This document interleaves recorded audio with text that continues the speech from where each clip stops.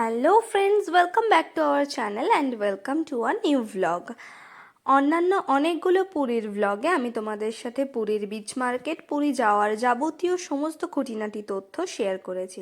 আজ তোমাদের সাথে শেয়ার করব পুরীর বিচে আমরা ঠিক কী কী খাবার দাবার খেয়েছিলাম এবং ওখানকার বিখ্যাত কিছু খাবার দাবার। তো আমরা ব্রেকফাস্টে একদিন নিয়েছিলাম ইডলি আর ওই নারকেল চাটনির সাথে একটা আলু ঘুগনি টাইপের তরকারি ছিল, আর ছিল এই ডালের বড়া। এক একটা প্লেট নিয়েছিল 60 টাকা করে, কিন্তু বিশ্বাস করো এত সুন্দর খেতে, আমার জাস্ট অসাধারণ লেগেছিল। আমরা সবাই যে কদিন পুরীতে ছিলাম সকালের ব্রেকফাস্টে এটাই খেয়েছিলাম। এবার চলে আসি সন্ধেবেলার বিচ ফুডের কথায়। পুরী যাব আর মাছ ভাজা খাবো না সেটা তো হতে পারে না। সমুদ্রের ধারে গেলেই দীঘা, পুরী বা বকখালি হোক না কেন, মাছ ভাজা আমাকে খেতেই হবে। আর সবচেয়ে বেশি আমি ও দুজনেই ভালোবাসি পমফ্রেট ফ্রাই খেতে। তাই গিয়েই আগে পমফ্রেট মাছের খোঁজ করতে শুরু করে দিয়েছিলাম। এছাড়াও ওখানে অনেক রকম সামুদ্রিক মাছ, চিংড়ি, কাঁকড়া সমস্ত কিছুই পাওয়া যায়। এই যে পমফ্রেট মাছগুলো দেখছো, এই মাছগুলো একটা একটা পিস 100 টাকা করে, এবং ওরা একটু দাম বেশি বলে, দরদাম করে মোটামুটি একটু কমিয়েই নেওয়া যায়। তো এই মাছগুলোকে আমরা সিলেক্ট করেছিলাম খাবো বলে। তারপরে ওনারা খুব সুন্দর করে মাছগুলো ধুয়ে বেছে তারপর একটা ওদের মশলা করা থাকে, সেই মশলাটার মধ্যে দিয়ে মাছটা ভাজা করে দিয়েছিল। ওভারঅল খেতে তো খুব ভালো লেগেছিল। তবে সেই যে তোমাদেরকে আগে একটা ভ্লগে বলেছিলাম না, বকখালির মাছ ভাজার স্বাদটা জাস্ট মুখে লেগে রয়েছে। এখানকার মশলার কোটিংটা একটু বেশি, তবে খেতে বেশ ভালো লেগেছিল। সন্ধেবেলায় সমুদ্রের ওই হাওয়া খেতে খেতে, সমুদ্রের গর্জন শুনতে শুনতে মাছ ভাজা খাওয়াটা জাস্ট অসাধারণ ছিল।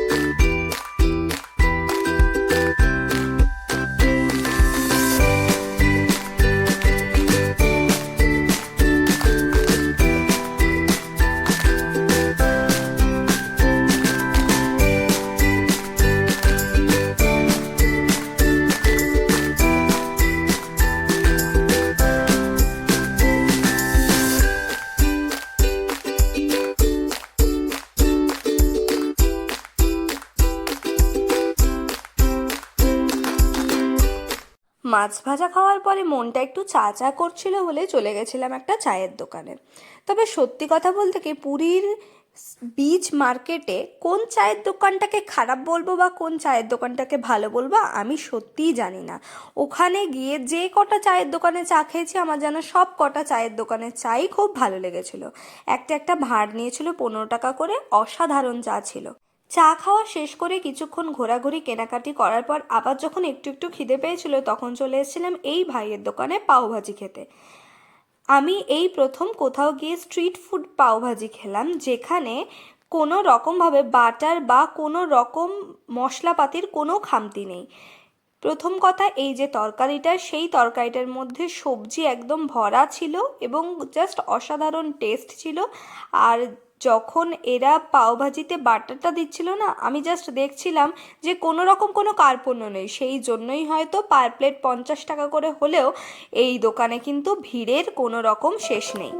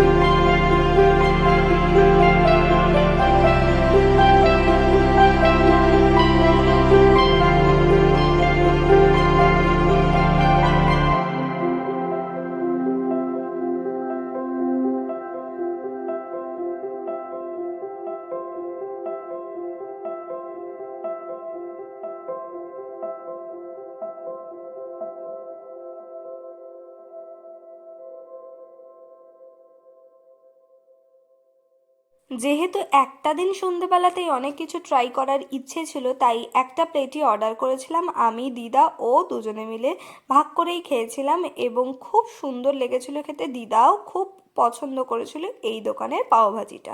আর এতক্ষণ যা কিছু খেয়েছি সব থেকে এটাই কিন্তু বেস্ট ছিল। এরপর চলে গিয়েছিলাম এই যে লঙ্কার চপের দোকানটাতে। অ্যাকচুয়ালি এগুলো আমাদের যে লঙ্কা তার মতো অতটা ঝাল হয় না, কিন্তু একটা হালকা ওই ক্যাপসিকামের মতো একটা ফ্লেভার থাকে এবং সেটাকেই বেসনের একটা কোটিং দিয়ে ভেজে দিচ্ছিল এবং মোটামুটি একটা প্লেটে 7-8টা ছিল, সেটার দাম বোধহয় 20 টাকা মতন ছিল। তো খেতে বেশ ভালোই ছিল, তবে আমার খুব একটা বিশেষ ভালো লাগেনি, ওই মোটামুটি। তবুও চপ একটা নতুন রকমের কেমন খেতে লাগে সেই জন্য দেখতে পুরীর এই বিচ ফুডটাও কিন্তু আমরা ট্রাই করেছিলাম।